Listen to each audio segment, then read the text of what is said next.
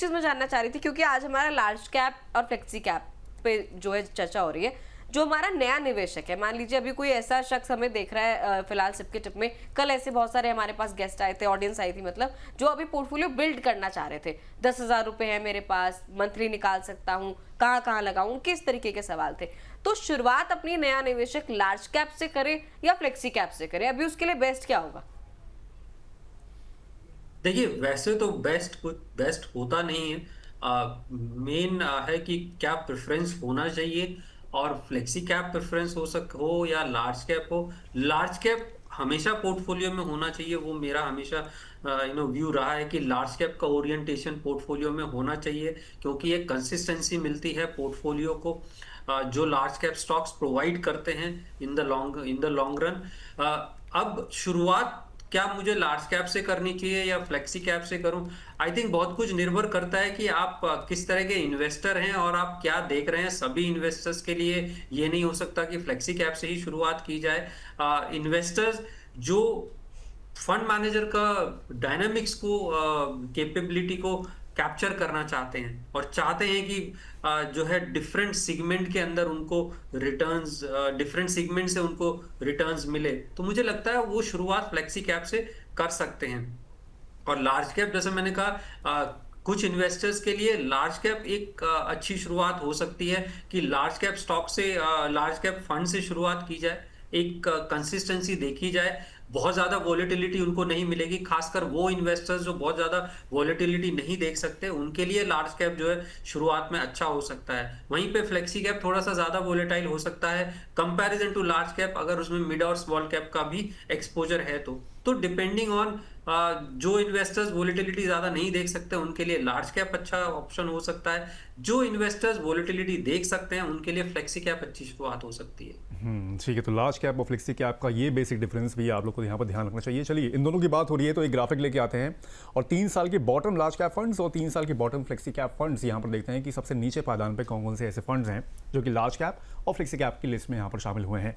तो शुरुआत करते हैं लार्ज कैप फंड से। LIC का mutual fund large cap fund यहाँ पर 8.40% के इसने रिटर्न दिए हैं पिछले 3 साल में। ईयरली CAGR की अगर हम लोग यहाँ पर बात करें, सुंदरम लार्ज कैप फंड ने 8.45% के नेगेटिव पॉजिटिव रिटर्न दिए हैं। उसके बाद है PGIM का लार्ज कैप फंड 8.48% के रिटर्न। उसके बाद है UTI का लार्ज कैप फंड 8.55% के रिटर्न। और उसके बाद है यूनियन का लार्ज कैप फंड जिसने 8.59% के रिटर्न दिए हैं। अब एक बार दिव्या, फ्लेक्सी कैप फंड्स भी यहाँ पर हम लोग देख लेते हैं। बिल्कुल बिल्कुल, फ्लेक्सी कैप फंड्स को अगर देखें, कौन से ऐसे बॉटम वाले फ्लेक्सी कैप फंड रहे जिन्होंने अच्छा प्रदर्शन नहीं किया, निवेशक उनसे नाराज नजर आए। देखिए, सबसे पहले लिस्ट में सैमको फ्लेक्सी कैप फंड का नाम शामिल है। 3 साल का डेटा इसका हमने निकाला तो सालाना तौर पर 1% गिरावट में नजर आ रहा है फंड। वहीं अगर इसके जैसे और फ्लेक्सी कैप फंड देखें, SBI फ्लेक्सी कैप फंड देखें, 8 से 9% तक के रिटर्न इसने दे दिए। श्रीराम फ्लेक्सी कैप फंड ने भी 9% के return, UTI flexi cap fund ने भी 9 से 9.5% तक के रिटर्न जो है निवेशकों को दिए। और सुंदरम फ्लेक्सी कैप फंड ने भी 10%, 10.25% तक के रिटर्न जो है निवेशकों को दे दिए। लेकिन सबसे पहले बात यहाँ पर करते हैं लार्ज कैप फंड्स की। यहाँ पर सर, जो हम लोग बॉटम के यहाँ पर लार्ज कैप फंड्स के परफॉर्मेंस की अगर बात करें, मोस्टली जो फंड्स यहाँ पर शामिल हुए 8.40%, 8.59% तक के यहाँ पर रिटर्न्स यहाँ पर इसने दिए हैं। लेकिन ये बेंचमार्क जो है उससे काफ़ी पीछे रहे हैं। जो बेंचमार्क निफ्टी 100 रहा है 3 साल में, वो 10.15% का यहाँ पर रहा है। लगभग 1.75% का यहाँ पर अंतर दिख रहा है। सर, इन फंड्स को ऐसे अगर हम लोग देखें 3 साल के लिहाज से बेंचमार्क से ही पीछे रहे हैं, क्या इन फंड्स में यहाँ पर जो निवेशक हैं उनको ध्यान देना चाहिए? देखिए, पहली बात तो मेरा ये मानना है कि 3 साल का तो बेसिस नहीं हो सकता आपको ये सिलेक्ट करने के लिए कि बेंचमार्क से अगर रिटर्न कम दिया है तो ये फंड बिल्कुल कंसीडर नहीं करने चाहिए। मुझे लगता है 5-10 साल का जो पास्ट होराइजन रिकॉर्ड है वो देखकर डिसीजन लेना चाहिए। और भी बहुत सारे पैरामीटर्स हो जाते हैं। हाँ, लार्ज कैप फंड्स के लिए बेंचमार्क को ईयर ऑन ईयर बीट करना थोड़ा मुश्किल हो जाता है, क्योंकि एक बहुत ही लिमिटेड दायरे में इन्वेस्ट हो रहा है। वही जैसे जो लार्ज कैप का जो बास्केट है वो टॉप 100 स्टॉक्स का है, 80% उसमें निवेश हो रहा है। अब उसमें फंड मैनेजर के पास कितनी फ्लेक्सिबिलिटी है कि वो रियली में रिटर्न प्रोड्यूस कर सकता है बेंचमार्क को बीट करने के लिए। तो लार्ज कैप में ये जरूर एक बड़ा फैक्टर रहता है कि बेंचमार्क को वो बीट कर पाएगा या नहीं कर पाएगा। बट फिर भी मेरा मानना है कि 3 साल वो पीरियड नहीं है जिसमें आप ये डिसाइड कर सकते हैं। आप 5 साल का ट्रैक रिकॉर्ड, 10 साल का ट्रैक रिकॉर्ड, उसमें देखना होगा कि फंड ने कैसा परफॉर्म किया है, डाउन साइड में, अप साइड में, बेंचमार्क के अगेंस्ट में या कैटेगरी के अगेंस्ट में कैसा रिटर्न दिया है। तब जाके आप डिसीजन ले सकते हैं कि लार्ज कैप फंड्स में किस तरह से निवेश किया जाए। ठीक है सर। चलिए, इस बीच हमारे एक दर्शक हैं ऋषभ, वो जानना चाह रहे हैं, कह रहे हैं हम क्यों फ्लेक्सी कैप फंड में निवेश करें अगर हमारे पास ऑलरेडी प्योर मिड कैप और प्योर स्मॉल कैप वाले ऐसे ऑप्शन मौजूद हैं जहां पर हमें अच्छी ग्रोथ मिल सकती है, तो फ्लेक्सी कैप फंड क्यों चुनना चाहिए? सर ऋषभ हमारे प्राइम मेंबर भी हैं, इनको आप क्या कहना चाहेंगे? देखिए, वर्सेस का कोई फैक्टर नहीं है, बहुत कुछ डिपेंड करता है कि आप कितने सक्षम हैं। अगर आप वो पोर्टफोलियो बना सकते हैं मिड कैप और स्मॉल कैप को लेकर, आप एसेट एलोकेशन अच्छा कर सकते हैं, तो जो है आपको शायद जरूरत ना पड़े। हाँ, लेकिन अब क्योंकि मिड कैप और स्मॉल कैप की जब हम बात करते हैं तो एक बड़ा फैक्टर आता है, इन्वेस्टर ये सोचने लग जाते हैं कि मुझे कब एग्जिट करना चाहिए, उनके वैल्यूएशन एक बड़ा फैक्टर हो जाता है, कब मुझे एग्जिट करना चाहिए, बने रहना चाहिए, वो सब जो है कंसर्न आ जाते हैं। तो फ्लेक्सी कैप कैटेगरी ऐसा नहीं है कि अगर आपने मिड कैप और स्मॉल कैप में अगर निवेश कर रखा है तो आपको फ्लेक्सी कैप कैटेगरी में क्यों निवेश किया जाए। मुझे लगता है फ्लेक्सी कैप कैटेगरी इन्वेस्टर इसलिए चुनते हैं कि वो फंड मैनेजर की जो फ्लेक्सिबिलिटी है डिफरेंट मार्केट्स में और डिफरेंट कैटेगरीज में, डिफरेंट सेक्टर्स में निवेश करके वहां से रिटर्न प्रोड्यूस करने का, वो उसको बेनिफिट लेना चाहते हैं और फ्लेक्सी कैप ने परफॉर्म किया भी है। तो मेरा यही मानना है कि अगर आप खुद से बढ़िया एसेट एलोकेशन बना सकते हैं तो शायद आपको फ्लेक्सी कैप फंड की जरूरत ना पड़े। लेकिन कितने इन्वेस्टर्स जो हैं खुद से एसेट एलोकेशन इतना अच्छा बना पाते हैं और उसको फॉलो कर पाते हैं, वो एक बड़ा क्वेश्चन रखता है। और मुझे लगता है फ्लेक्सी कैप ने जिस तरीके से परफॉर्म किया है तो इन्वेस्टर्स ने वही भरोसा फंड मैनेजर्स पे दिखाया है कि fund manager as a professional वो ज्यादा अच्छे डिसीजन ले सकता है जब वेरियस सेक्टर्स, वेरियस सेगमेंट और वेरियस मार्केट्स की बात आती है। ठीक है सर। वैसे जो निवेशक ऐसे हैं जिनको अभी जीरो आइडिया है, मतलब पता ही नहीं है कि म्यूचुअल फंड क्या है, कैसे काम करता है, बस अभी अभी कोई एक फंड सेलेक्ट करना चाह रहे हैं, दूसरा फंड सेलेक्ट करना चाह रहे हैं, क्या इन लोगों के लिए, ऐसे निवेशकों के लिए ही इस तरीके की कैटेगरी ज्यादा फायदेमंद रहती है, जैसे फ्लेक्सी कैप हो गया या मल्टी कैप हो गया या मल्टी एसेट कैटेगरी जैसे फंड हो गया, फिर हाइब्रिड की कोई कैटेगरी हो गई, क्या ये ऐसे निवेशकों के लिए सबसे बेस्ट है? उन्हें इसी में से अपना पहला फंड एटलीस्ट इसी में से सिलेक्ट करना चाहिए, इसी बास्केट में से? नहीं, मेरा ये मानना तो नहीं है कि यही फंड है या यही कैटेगरी है जहां से सिलेक्शन होना चाहिए। मल्टी एसेट पहले नहीं था, मल्टी एसेट आज आया है। ओके, फ्लेक्सी कैप पहले नहीं थे तो पहले भी निवेशक सिलेक्ट करते थे। मुझे लगता है कि जब आप इन्वेस्टर हैं, आपको कुछ नहीं पता है और आप म्यूचुअल फंड में निवेश शुरू करना चाहते हैं तो ऐसी कैटेगरी आपके लिए ज्यादा अच्छी हो जाती है जो आपको डिसेंट रिटर्न्स दे सके और आपको वॉलेटिलिटी जो है आपके रिस्क एपेटाइट के अकॉर्डिंग आपको मिल जाए। अब फ्लेक्सी कैप फंड में भी क्योंकि फंड मैनेजर की स्टाइल पे बहुत कुछ निर्भर करता है, तो फ्लेक्सी कैप में कौन सा फ्लेक्सी कैप फंड चूज किया जाए। हो सकता है कोई फ्लेक्सी कैप फंड ऐसा हो जो मिड कैप और स्मॉल कैप में बड़ा अच्छा एक्सपोजर ले रहा हो, तो वो बहुत ज्यादा वोलेटाइल हो जाएगा, उसके रिटर्न बहुत ज्यादा वोलेटाइल हो जाएंगे। तो फ्लेक्सी कैप में जहां एडवांटेज है उसके रिस्क फैक्टर देखने भी जरूरी हैं। जो इन्वेस्टर्स रिस्क एपेटाइट में हाई नहीं है और उतना वोलेटिलिटी नहीं देख सकते, मेरा मानना है कि उनके लिए लार्ज कैप फिर भी अच्छा है। वो लार्ज कैप से शुरुआत करनी चाहिए, धीरे धीरे फिर आप जो है दूसरी कैटेगरीज अपनी उसमें जोड़ सकते हैं। इसी बीच एक दर्शक और हैं, रामू यादव जी, ये हाइब्रिड कैटेगरी से जुड़ा एक सवाल ये लेकर आए हैं, क्या बैलेंस एडवांटेज फंड्स में तीनों मार्केट कैप होते हैं? मेरे ख्याल से लार्ज, मिड और स्मॉल कैप के बारे में सर ये पूछ रहे हैं। सर क्या रहेगा इसमें जवाब? देखिए, बैलेंस एडवांटेज फंड जैसी कैटेगरी है, बैलेंस एडवांटेज फंड का जो क्योंकि अगेन उसमें भी हाइब्रिड है, फंड मैनेजर की फ्लेक्सिबिलिटी पे है, वो निवेश कर सकता है। लेकिन उसका जो एक एडवांटेज है वो ये कि फंड मैनेजर हेजिंग भी कर रहा है जिससे वो डाउनसाइड को थोड़ा सा प्रोटेक्ट कर रहा है।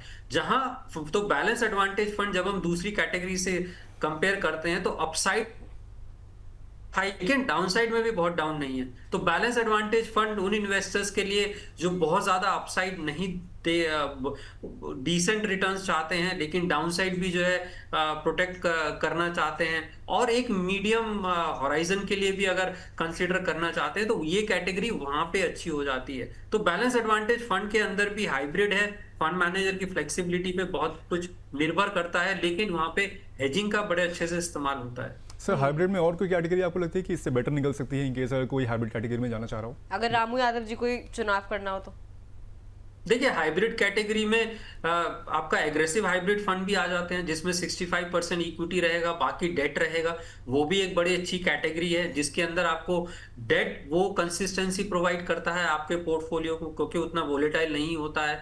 तो मुझे लगता है कि जो इन्वेस्टर्स पूरी तरह से इक्विटी के अंदर नहीं जाना चाहते और चाहते हैं कि इक्विटी का रिटर्न्स तो मिले, लेकिन उनका जो पोर्टफोलियो बहुत ज्यादा वोलेटाइल ना हो या स्कीम बहुत ज्यादा वोलेटाइल ना हो, तो उनके लिए वो हाइब्रिड फंड अच्छी कैटेगरी है जिसके अंदर बैलेंस्ड हाइब्रिड भी है, कंजर्वेटिव हाइब्रिड भी है और एग्रेसिव हाइब्रिड भी है। तो बेस्ड ऑन कि आप का रिस्क एपेटाइट क्या कहता है उसके अकॉर्डिंग जो है आप हाइब्रिड फंड का सिलेक्शन कर सकते हैं। तो मुझे लगता है जो इक्विटी ओरिएंटेड हाइब्रिड फंड्स हैं वो भी एक अच्छा ऑप्शन हो सकते हैं। ठीक है सर। ऋषभ जी ने और भी एक सवाल भेजे। ऋषभ जी आप ही से बात करते रहेंगे तो बाकी लोगों के सवाल हम कब लेंगे? चलिए इसी बीच सवाल अच्छा है उनका। हाँ सवाल अच्छा, अभी कोशिश करेंगे अगर थोड़े से और सवाल हम लोग कवर कर ले, उसके बाद अगर आपका ये दूसरा सवाल हम लोग ले पाए तो। एक हमारे दर्शक है गुलाब जामुन नाम से, कह रहे नमस्ते सर। नमस्ते मैम, काफी दिनों बाद आज सेशन ज्वाइन किया है, उम्मीद करता हूँ आप सब खैरियत से होंगे। सर हम बहुत खैरियत से उम्मीद करते हैं आपके घर परिवार में भी सब कुछ ठीक होगा।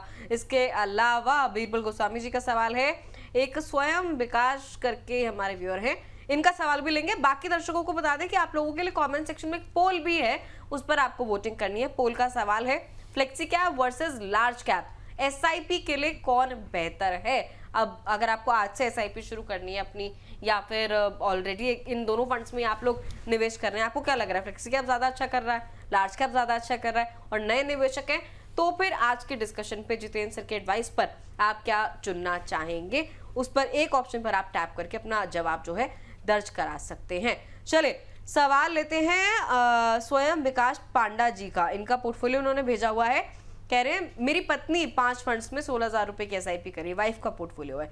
आदित्य बिरला सन लाइफ मैन्युफैक्चरिंग फंड में 2.5 लाख रुपए का लमसम निवेश भी है। कुल कॉर्पस जो है 11.5 लाख का हो गया है। 20 साल में 3 करोड़ रुपए जुटाने का लक्ष्य है। ठीक है, और ये इनका एसआईपी पोर्टफोलियो है। एसबीआई लार्ज कैप में 3,000 की सिप, एचडीएफसी मिड कैप में 3,000 की सिप, आईसीआईसीआई मल्टी एसेट में 3,000 की सिप है, एचडीएफसी फोकस में 3,000 की सिप, और निप्पॉन इंडिया का स्मॉल कैप है 4,000 की सिप। सर एक तो ये आपको कैसा लग रहा है इनका पोर्टफोलियो एसआईपी का?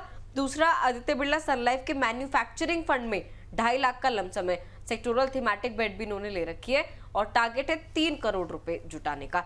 आपको कैसा लग रहा है? ओवरऑल आपका रिव्यू क्या रहेगा? देखिए ओवरऑल अगर आपने डाइवर्सिफाई कर रखा है, जहाँ पे आपने लार्ज कैप ओरिएंटेशन भी ले रखा है, 40-50% लार्ज कैप ओरिएंटेशन अगर आपने ले रखा है, बाकी मिड और स्मॉल कैप में भी आपका एक्सपोजर है, और थीमेटिक में भी आप चले गए हैं, तो थीमेटिक में तो मैं यही कहूंगा कि थीमेटिक में जब भी आप सिलेक्ट करें तो पहली बात थीमेटिक का आइडिया होना बहुत ज़रूरी है, क्योंकि थीमेटिक में आप तभी रिटर्न जनरेशन या वेल्थ क्रिएशन कर सकते हैं जब आपको थीम का पता हो। अगर आपको नहीं आइडिया है तो जो भी थीम आप सिलेक्ट करते हैं उसमें 5-10% से ज़्यादा का एक्सपोजर अपने पोर्टफोलियो में ना रखें। वो उस लिमिट के अंदर जो है आप सेक्टोरल फंड में एक्सपोजर ले। इसके अलावा अगर आपका ओवरऑल पोर्टफोलियो अगर लार्ज कैप की तरफ है और 40-50% आपका लार्ज कैप होता है और बाकी डिफरेंट कैटेगरीज में निवेश होता है, तो मुझे लगता है वो एक एफिशिएंट पोर्टफोलियो बनता है, क्योंकि आप ऑलरेडी डाइवर्सिफाइड हैं और आपके पोर्टफोलियो में डिफरेंट एसेट क्लासेस का जो है मिक्स आता है, तो एक अच्छा एफिशिएंट पोर्टफोलियो बनता है। और होराइजन इतना लंबा है कि अगर आप स्मॉल कैप भी निवेश कर रहे हैं तो आप उसके होराइजन को मैच कर रहे हैं। जैसा हमने बोलते हैं कि स्मॉल कैप में एटलीस्ट 13-15 ईयर्स का होराइजन होना चाहिए, तभी आप स्मॉल कैप की वोलेटिलिटी को जो है देख सकते हैं। तो इसलिए होराइजन के अकॉर्डिंग और एक्सपोजर के अकॉर्डिंग मुझे लगता है पोर्टफोलियो डिसेंट होगा इनका। ठीक है सर, वैसे लार्ज कैप इनके पास एक ही फंड है। अगर आपने जैसे बोला 45-50% लार्ज कैप रखते हैं सर, अगर कोई इतना ज्यादा लार्ज कैप का एलोकेशन रखेगा तो फिर जो इस किस्म के टारगेट होते हैं 1 करोड़ 1.5 करोड़ 3 करोड़ है इनका, तो ऐसा टारगेट अचीव करना तो फिर बहुत मुश्किल नहीं हो जाएगा उसके लिए? देखिए टारगेट, अब अगर टारगेट की बात करें तो मे भी बहुत एग्रेसिव टारगेट हो सकता है। हम जब 15-15-15 का प्रिंसिपल देखते हैं कि 15% का रिटर्न और 15,000 पर मंथ अगर मैंने 15 साल कंटिन्यू किया तो हम 1 करोड़ एक्यूमुलेट कर लेते हैं। तो अगर मैं उस प्रिंसिपल पे जाऊं तो शायद 3 करोड़ इनके लिए बहुत हैवी टारगेट हो जाता है। अब होता क्या है कि जब आप बहुत एग्रेसिव टारगेट बनाते हैं तो आप अपना पोर्टफोलियो उसी तरह से बना लेते हैं, यानी कि आप एग्रेसिव स्कीम्स में चले जाते हैं क्योंकि आपको रिटर्न ज्यादा चाहिए। मैं अगर इसकी बैक टेस्टिंग करूं तो शायद मुझे 20-22% का रिटर्न मिलेगा, तब जाके मैं उस कॉर्पस पे पहुंच पाऊंगा। वो जो है गलत स्ट्रैटेजी हो जाती है, तो वो आप बहुत हाई रिटर्न एक्सपेक्ट कर रहे हैं। तो इसलिए मुझे लगता है कि टारगेट जो है आपका एक डिसेंट रिटर्न के बेस पे और आपकी सेविंग्स कैपेबिलिटी के बेस पे, तब आपका जो है कॉर्पस बनना चाहिए। उस बैक टेस्टिंग को ना करके आप क्या डिसेंट रिटर्न आप एक्सपेक्ट करते हैं, बहुत हाई रिटर्न एक्सपेक्टेशन नहीं रखना चाहिए। आपको जो है डिसअपॉइंटमेंट भी हो सकता है। अपनी सेविंग्स कैपेबिलिटी को देखें, एक डिसेंट रिटर्न टारगेट करें। मुझे लगता है 12 to 15% के बीच में अगर प्योर इक्विटी पोर्टफोलियो बनाते हैं, अगर मैं एसेट एलोकेशन चूज करता हूं तो उस एसेट एलोकेशन के रिटर्न के हिसाब से जो है टारगेट करें, और तब देखें कि क्या कॉर्पस एक्यूमुलेट हो रहा है और कहाँ शॉर्टफॉल है। उस शॉर्टफॉल को पूरा करने के लिए आपको सेविंग्स एडिशनल कितना करना पड़ेगा उस पर ज्यादा फोकस हो, रेदर देन कि अपने पोर्टफोलियो में आप एग्रेसिव स्कीम्स को ले आएं और हाई रिटर्न टारगेट करें। वहां पे आपको डिसअपॉइंटमेंट हो सकता है।